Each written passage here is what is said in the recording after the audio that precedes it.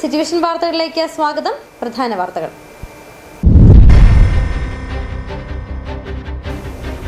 ആധാർ കാർഡും ജനന സർട്ടിഫിക്കറ്റും ഇല്ലാത്തതിനാൽ ഗോത്രവർഗ പഞ്ചായത്തായ ഇടമലക്കുഴിയിലെ കുട്ടികളുടെ 1ാം ക്ലാസ് പ്രവേശനം അനിശ്ചിതത്വത്തിൽ.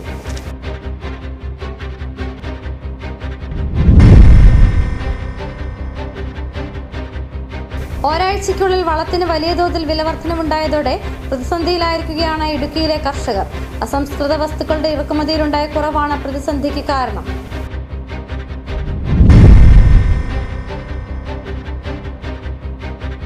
നിലവിലുണ്ടായിരിക്കുന്ന പാചകവാതക പ്രതിസന്ധി പുതിയ അധ്യയന വർഷത്തിൽ സ്കൂളുകളെയും ബാധിക്കും. സ്കൂളുകളിൽ ഉച്ചഭക്ഷണ പദ്ധതി മുടങ്ങുമോ എന്ന ആശങ്ക.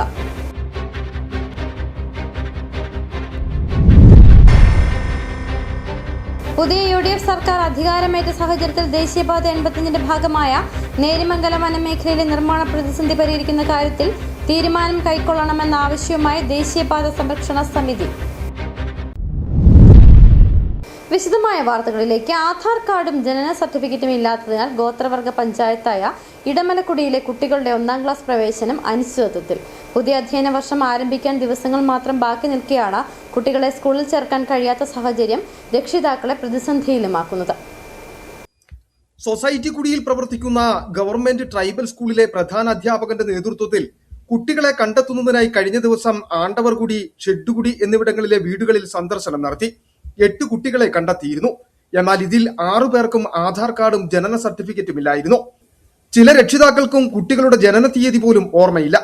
1ാം ക്ലാസ്സിൽ ചേർക്കുന്നതിന് മുമ്പായി രേഖകൾ ഓൺലൈനായി സമർപ്പിക്കേണ്ടതിനാൽ രേഖകളില്ലാത്ത കുട്ടികളുടെ പ്രവേശനം ഇതോടെ അനിശ്ചിതത്വത്തിലായിരിക്കുകയാണ്. വരും ദിവസങ്ങളിൽ മറ്റ് സെറ്റിൽമെന്റുകളിൽ കുട്ടികളെ തേടി പോകുമ്പോൾ സമാനമായ സാഹചര്യമാണെങ്കിൽ ഇത്തവണ 1ാം ക്ലാസ് കുട്ടികളുടെ എണ്ണം വളരെ കുറവാകുമെന്ന് ട്രൈബൽ സ്കൂൾ അധ്യാപകർ പറയുന്നു.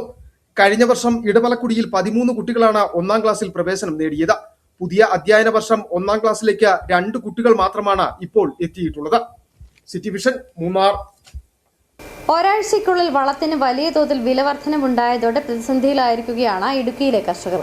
അസംസ്കൃത വസ്തുക്കളുടെ ഇറക്കുമതിയിലുണ്ടായ കുറവാണ് പ്രതിസന്ധിക്ക് കാരണമെന്നാണ് വളം വ്യാപാരികൾ പറയുന്നത്. എന്നാൽ ഏലത്തിനടക്കം വളപ്രയോഗത്തിന്റെ സമയത്ത് വിലവർധനവുണ്ടായത് എങ്ങനെ മറികടക്കുമെന്നാണ് കർഷകരുടെ ചോദ്യം.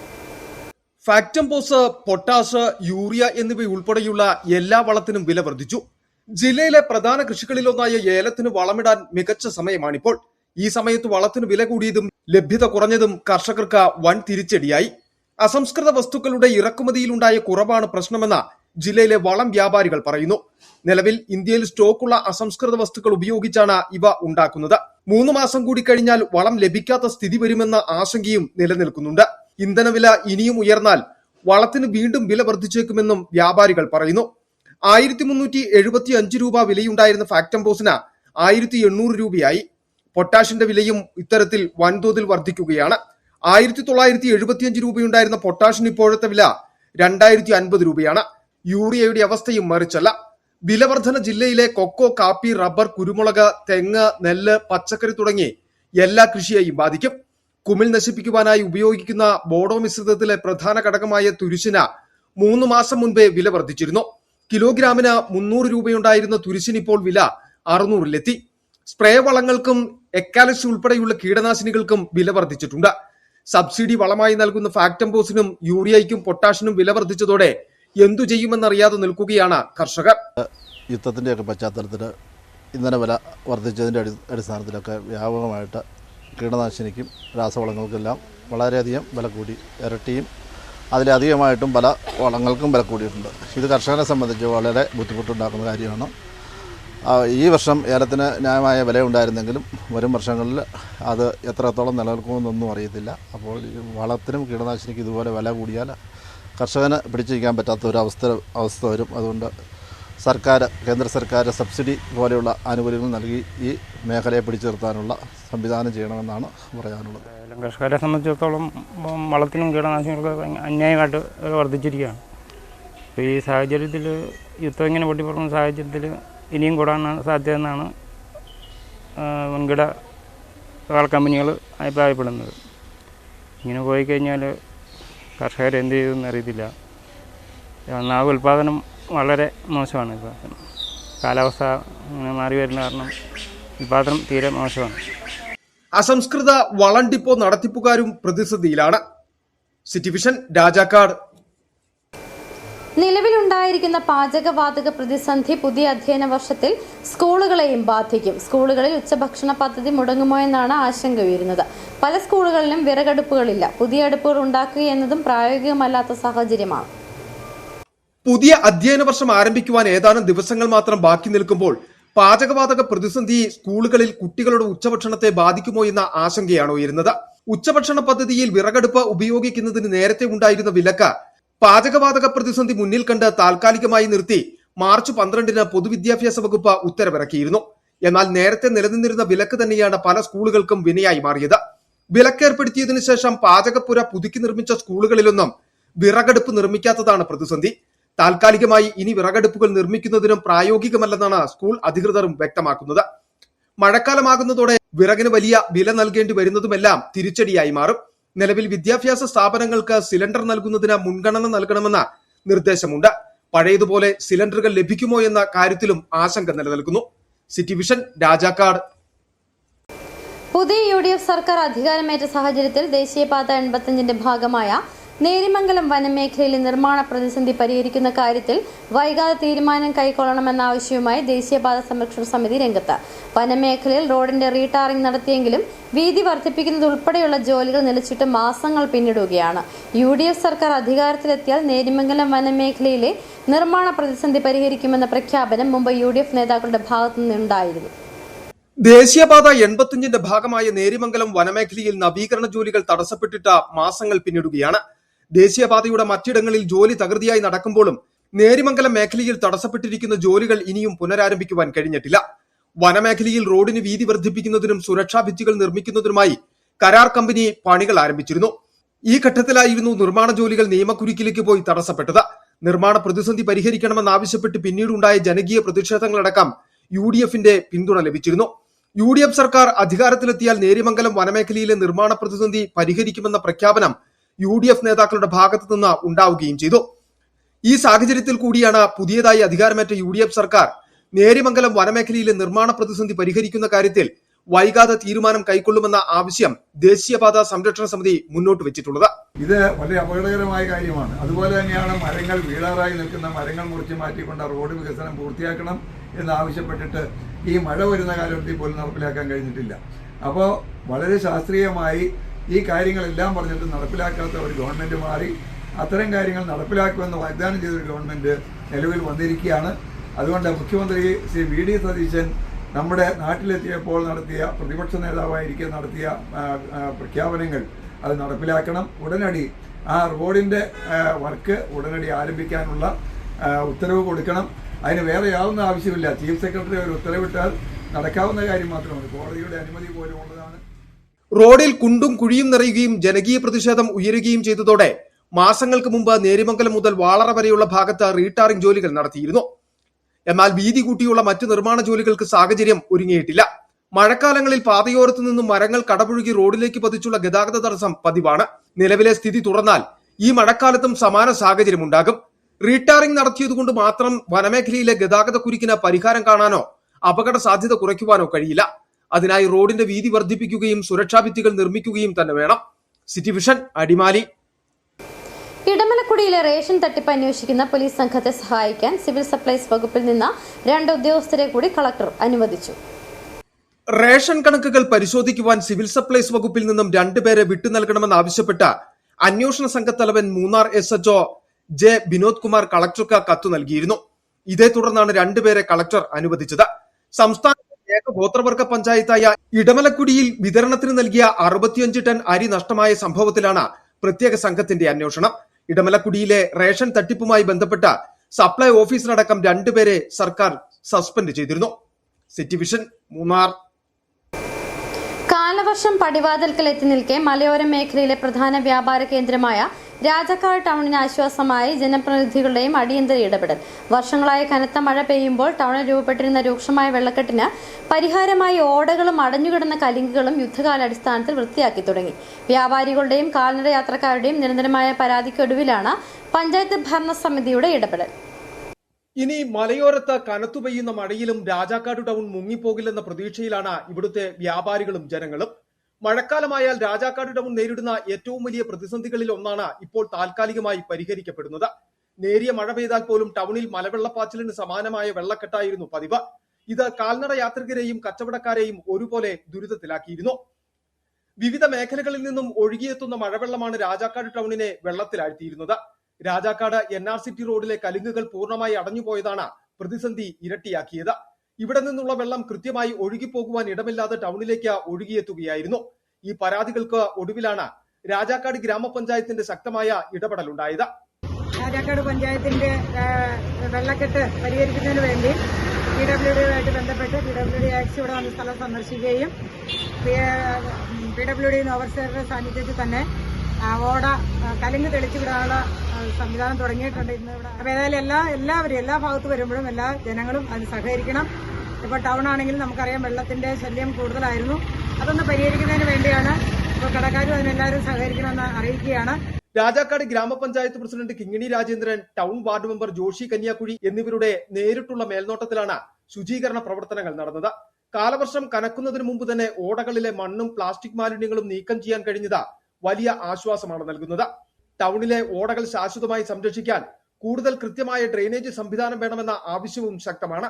പഞ്ചായത്ത് ഭരണസമിതിയുടെ സമയബന്ധിതമായ ഇടപെടൽ രാജാക്കാട് ടൗണിന് നൽകുന്ന ആശ്വാസം ചെറുതല്ല.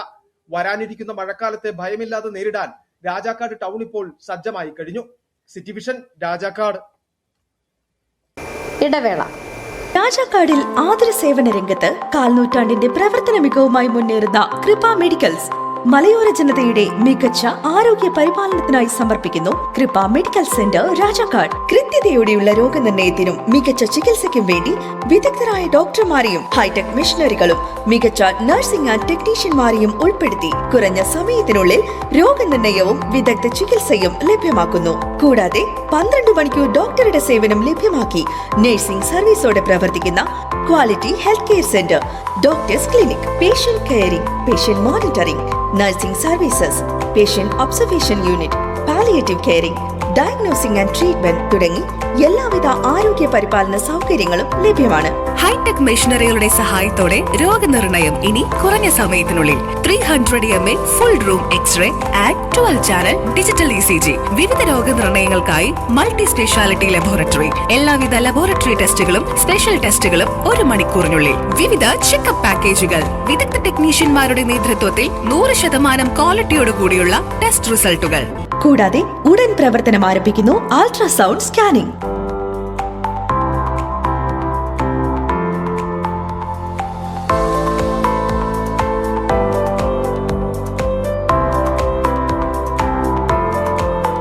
രാജാക്കാട്ടിലെ number 1 health provider Kripa medical centre. Direct care, diagnosis and treatment, doctors clinic, doctors clinical and diagnostic laboratory and patient friendly pharmacy. Kripa Medicals, SNDP Shopping Complex, Central Junction and Market Road, Rajakad. The number 1 health provider. Kripa Medical Center. We create better health. സ്ത്രീ സൃഷ്ടികളിൽ ഏറ്റവും പരിശുദ്ധയായ ഒന്ന്. ആ പരിശുദ്ധിക്ക് നിറം കൂട്ടുന്ന ഒന്നാണ് അവരുടെ ആത്മവിശ്വാസം. അതിനാൽ ഞങ്ങൾ മനസ്സിലാക്കുന്നു, നിങ്ങൾ അർഹിക്കുന്നു KG's ജ്വല്ലറിയുടെ അതുല്യമായ ആഭരണങ്ങൾ. KG's ജ്വല്ലറി, കോട്ടയം കട, സിൻസ് 1950. പരിശുദ്ധ സ്വർണം വിശ്വസ്ത കരങ്ങളിലൂടെ. ആ ഷോപ്സ് കട്ടപ്പന, ചെറുതോണി, അടിമാലി, നെടുങ്കണ്ടം, രാജാക്കാട്.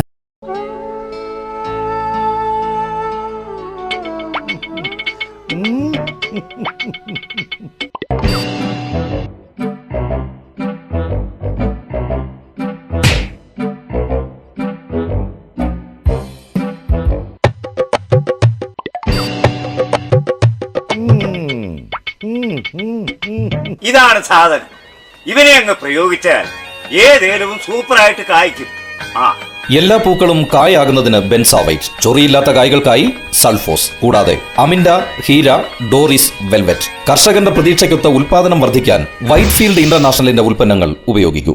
വീണ്ടും വാർത്തകളിലേക്ക്. മൂന്നാർ ഉദുമൽപേട്ട അന്തർ സംസ്ഥാന പാതയുടെ ഭാഗമായ മൂന്നാറിന് സമീപമുള്ള പെരിയവര പാലത്തിന്റെ തൂണുകളിൽ ഒന്നിന്റെ ചുവട്ടിൽ നിന്നും പുഴയിൽ ഉറപ്പിച്ചിരുന്ന കോൺക്രീറ്റ് ഇളകി ഒഴുകിപ്പോയ നിലയിൽ. ഇതോടെ തൂണിനടിയിൽ പുഴയോട് ചേരുന്ന ഭാഗത്ത് വിടവ് രൂപം കൊണ്ടു. മഴക്കാലം എത്തും മുൻപ് കോൺക്രീറ്റ് ചെയ്ത വിടവ് നികത്തി പാലത്തിന്റെ തൂൺ സുരക്ഷിതമാക്കണമെന്നാണ് ആവശ്യം. മൂന്നാർ ഉദുമൽപേട്ട അന്തർ സംസ്ഥാന പാതയിലെ പ്രധാന പാലങ്ങളിൽ ഒന്നാണ് മൂന്നാറിന് സമീപമുള്ള പെരിയവാര പാലം. മുമ്പ് ഇവിടെയുണ്ടായിരുന്ന പാലം തകർന്നതോടെ ഏതാനും വർഷങ്ങൾക്ക് മുമ്പായിരുന്നു പെരിയവാരയിൽ ഇപ്പോഴുള്ള പാലം നിർമ്മിച്ചത്. ഈ പാലത്തിന്റെ തൂണുകളിൽ ഒന്നിന്റെ ചുവട്ടിൽ നിന്നുമാണ് വലിയ തോതിൽ കോൺക്രീറ്റും മണ്ണും കല്ലുമൊക്കെ ഇളകിപ്പോയിട്ടുള്ളത്. ഇതോടെ പാലത്തിന്റെ തൂണിന് ചുവട്ടിൽ പുഴയുമായി ചേർന്നുള്ള ഭാഗത്ത് വിടവ് രൂപം കൊണ്ടിട്ടുള്ള സ്ഥിതിയുണ്ട്. மூணார் உடுமலைப்பேட்டை ரோடு பெரியவர பிரிட்ஜ் பாலம் அடிவாரத்தில் ரொம்ப போய் கிடக்குன்னா தூர் சென்டரில் உள்ள தூர் கம்ப்ளீட் கல்லுங்கள் எல்லாம் தண்ணி கொண்டு போயிடுச்சு. ஆனால் அது சரி பண்ணுவதற்கு இடுக்கிலிருந்து ஒரு ஆஃபீஸர் வந்து பார்த்தாரு. இதுவரையும் எந்த நடவடிக்கையும் எடுக்கலை. ஆனால் மேல் நடவடிக்கை மழை வந்துருச்சுன்னா இவங்க என்ன வேலை செய்வாங்க? இனி மழை காலத்தில் ஒரு வேலையும் செய்ய முடியாது. அதை உடனடியாக மேற்கொண்டு நடவடிக்கை எடுக்குமாறு மிக താഴ്മയോടെ കേട്ടുകൊള്ളുகிறோம். പാലത്തിന് മധ്യഭാഗത്തായുള്ള തൂണുകളിൽ ഒന്നിന്റെ ചുവട്ടിൽ നിന്നുമാണ് ഉറപ്പിച്ചിരിക്കുന്ന വസ്തുക്കൾ ഒഴുകിപ്പോയിട്ടുള്ളത്. ഇവിടെ രൂപം കൊണ്ടിട്ടുള്ള വിടവിൽ തടിക്കഷ്ണമടക്കം വന്നടിഞ്ഞിട്ടുമുണ്ട്. മഴക്കാലം എത്തും മുമ്പ് കോൺക്രീറ്റ് ചെയ്ത വിടവ് നികത്തി പാലത്തിന്റെ തൂണ് സുരക്ഷിതമാക്കണമെന്നതാണ് ആവശ്യം. മഴക്കാലത്ത് ശക്തമായ വെള്ളമൊഴുക്കുള്ള പുഴയിലാണ് പെരിയവാര പാലം നിർമ്മിച്ചിട്ടുള്ളത്. പുഴയുമായി ചേരുന്ന തൂണിനടിയിലെ ഭാഗം ബലപ്പെടുത്തിയില്ലെങ്കിൽ ശക്തമായ വെള്ളപ്പൊക്കത്തിൽ കൂടുതലായി തൂണിനടിയിൽ ഭാഗത്തു നിന്നും കോൺക്രീറ്റും കല്ലുമൊക്കെ ഒഴുകിപ്പോകാൻ സാധ്യതയുമുണ്ട്. അങ്ങനെ സംഭവിച്ചാൽ തൂണ് അപകടാവസ്ഥയിലാകും. ഏറെ നാളത്തെ ആവശ്യങ്ങൾക്കൊടുവിലായിരുന്നു പെരിയവാര പാലത്തിന്റെ നിർമ്മാണം പൂർത്തീകരിച്ചത്. ഈ പാലത്തിന്റെ തൂൺ ബലപ്പെടുത്തി നിർത്തുവാൻ നടപടി വേണമെന്നതാണ് ഉയരുന്ന ആവശ്യം. City vision, Munnar. Munnar top സ്റ്റേഷനിൽ വിനോദസഞ്ചാരികൾക്ക് നേരെയുണ്ടായ അതിക്രമത്തിന്റെ ദൃശ്യങ്ങൾ നവമാധ്യമങ്ങളിൽ പ്രചരിക്കപ്പെട്ടതോടെ സംഭവം മൂന്നാറിന്റെ വിനോദസഞ്ചാര മേഖലയ്ക്ക് വീണ്ടും തിരിച്ചടിയാകുമോ എന്ന ആശങ്ക. തിരുവനന്തപുരം വർക്കലയിൽ നിന്നെത്തിയ സംഘമാണ് കഴിഞ്ഞ ദിവസം ആക്രമണത്തിനിരയായത്. റോഡിൽ ബസ് നിർത്തിയതുമായി ബന്ധപ്പെട്ടുണ്ടായ തർക്കം അതിക്രമത്തിൽ കലാശിക്കുകയായിരുന്നുവെന്നാണ് വിവരം. മുമ്പ് മൂന്നാർ വിനോദസഞ്ചാരികൾക്ക് നേരെ അതിക്രമം ഉണ്ടായിട്ടുണ്ട്.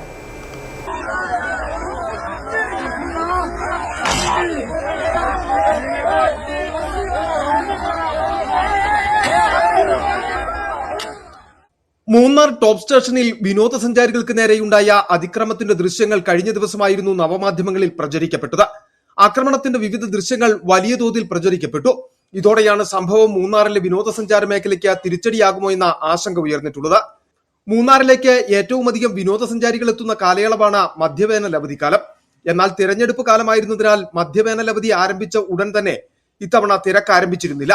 ഈ മാസം ആദ്യം മുതലാണ് മൂന്നാറിലേക്ക് സഞ്ചാരികൾ കൂടുതലായി എത്തി തുടങ്ങിയത്. സഞ്ചാരികളുടെ തിരക്ക് ഇനിയും ഏതാനും ദിവസങ്ങൾ കൂടി തുടർന്നേക്കുമെന്ന പ്രതീക്ഷയിൽ ഈ മേഖലയിൽ പ്രവർത്തിക്കുന്നവർ മുന്നോട്ടു പോകവെയാണ് ടോപ്പ് സ്റ്റേഷനിലെത്തിയ സഞ്ചാരികൾക്ക് നേരെ അതിക്രമം നടന്നതിന്റെ ദൃശ്യങ്ങൾ നവമാധ്യമങ്ങളിൽ പ്രചരിക്കപ്പെട്ടത്. റോഡിൽ ബസ് നിർത്തിയതുമായി ബന്ധപ്പെട്ടുണ്ടായ തർക്കം അതിക്രമത്തിൽ കലാശിക്കുകയായിരുന്നുവെന്നാണ് വിവരം. മുമ്പും മൂന്നാറിൽ വിനോദസഞ്ചാരികൾക്ക് നേരെ അതിക്രമം ഉണ്ടായിട്ടുണ്ട്. ഇതുമായി ബന്ധപ്പെട്ട ദൃശ്യങ്ങൾ അന്ന് വലിയ തോതിൽ നവമാധ്യമങ്ങളിൽ പ്രചരിക്കുകയും ചെയ്തിരുന്നു. പിന്നീട് സഞ്ചാരികളുടെ വരവിൽ കുറവ് വന്ന കാരണങ്ങളിലൊന്നായി അക്കാലയളവിൽ ഇത്തരം സംഭവങ്ങൾ ചൂണ്ടിക്കാണിക്കപ്പെടുകയും ചെയ്തു. കഴിഞ്ഞ ദിവസത്തെ സംഭവത്തിൽ കുറ്റക്കാരായവർക്കെതിരെ കർശന നടപടി സ്വീകരിക്കുമെന്നും ആവശ്യമുണ്ട്. City vision, Munnar. Rajakkad traffic പരിഷ്കരണം ജൂൺ 1 മുതൽ നടപ്പാക്കുമെന്ന് ട്രാഫിക് അഡ്വൈസറി കമ്മിറ്റി ഭാരവാഹികൾ വാർത്താ സമ്മേളനത്തിൽ അറിയിച്ചു. ഹൈറേഞ്ചിലെ പ്രധാന ടൗണുകളിലൊന്നായ രാജാക്കാട് ടൗണിൽ വർദ്ധിച്ചു വരുന്ന ഗതാഗതക്കുരുക്ക് പരിഹരിക്കുന്നതിനായി ട്രാഫിക് പരിഷ്കരണം നടത്തുന്നതിനും ജൂൺ 1 മുതൽ നടപ്പിലാക്കുന്നതിനും 21 ചേർന്ന ട്രാഫിക് അഡ്വൈസറി കമ്മിറ്റി യോഗത്തിൽ തീരുമാനമായി. Panchayat, police department, motor vehicle department, പൊതുമരാമത്ത് വകുപ്പ്, വ്യാപാരി സംഘടനകൾ, പൊതുപ്രവർത്തകർ, വിവിധ ട്രേഡ് യൂണിയൻ ഭാരവാഹികൾ, സ്കൂൾ അധികൃതർ, ബസ് ഓപ്പറേറ്റേഴ്സ് അസോസിയേഷൻ ഭാരവാഹികൾ, ത്രിതല പഞ്ചായത്ത് ജനപ്രതിനിധികൾ, സമുദായ സംഘടനാ ഭാരവാഹികൾ, മാധ്യമപ്രവർത്തകർ എന്നിവരെ ഉൾക്കൊള്ളിച്ചാണ് യോഗം നടത്തിയത്.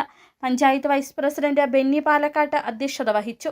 Panchayat president Kingini Rajendran, circle inspector P Sreekumaran Nair, Udumbanchola sub RTO Vageeshwaran, പൊതുമരാമത്ത് Shanthampara division AE MU Sreejith, Rajakkad merchant association president VS Biju, sub inspector MS Abhijith, town ward member Joshy Kanyakuzhi എന്നിവർ ചർച്ചകൾക്ക് നേതൃത്വം നൽകി.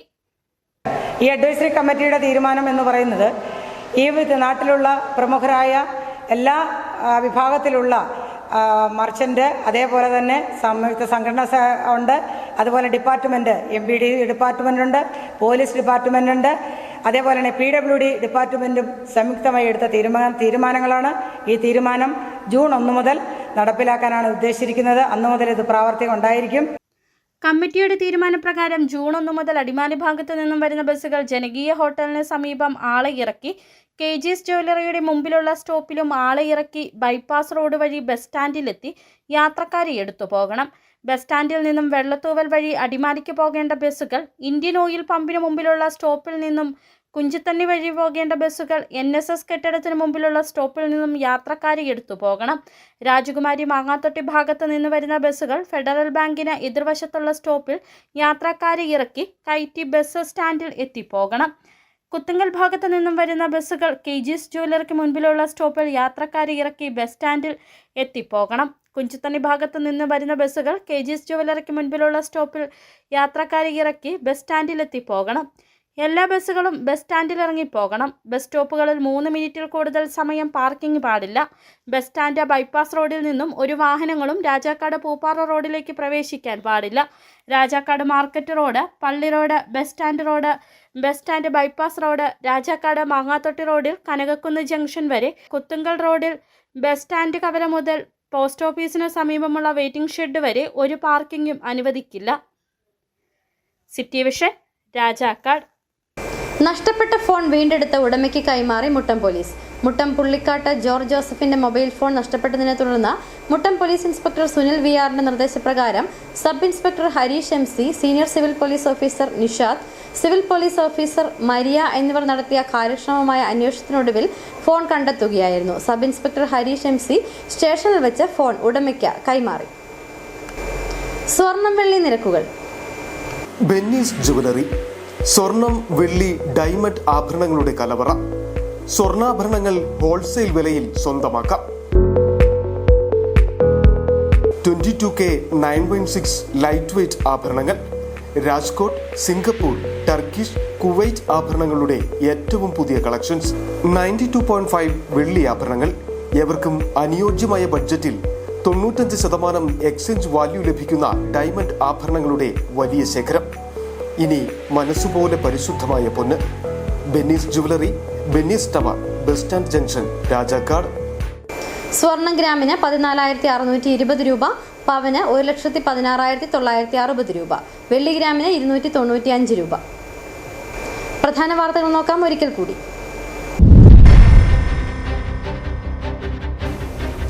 ആധാർ കാർഡും ജനന സർട്ടിഫിക്കറ്റും ഇല്ലാത്തതിനാൽ ഗോത്രവർഗ പഞ്ചായത്തായ ഇടമലക്കുടിയിലെ കുട്ടികളുടെ 1ാം ക്ലാസ് പ്രവേശനം അനിശ്ചിതത്വത്തിൽ.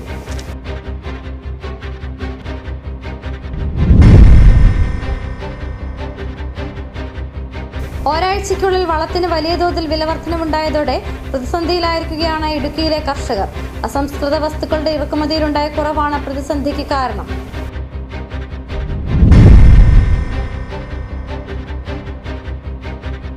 നിലവിലുണ്ടായിരിക്കുന്ന പാചകവാതക പ്രതിസന്ധി പുതിയ അധ്യയന വർഷത്തിൽ സ്കൂളുകളെയും ബാധിക്കും. സ്കൂളുകളിൽ ഉച്ചഭക്ഷണ പദ്ധതി മുടങ്ങുമോ എന്ന ആശങ്ക.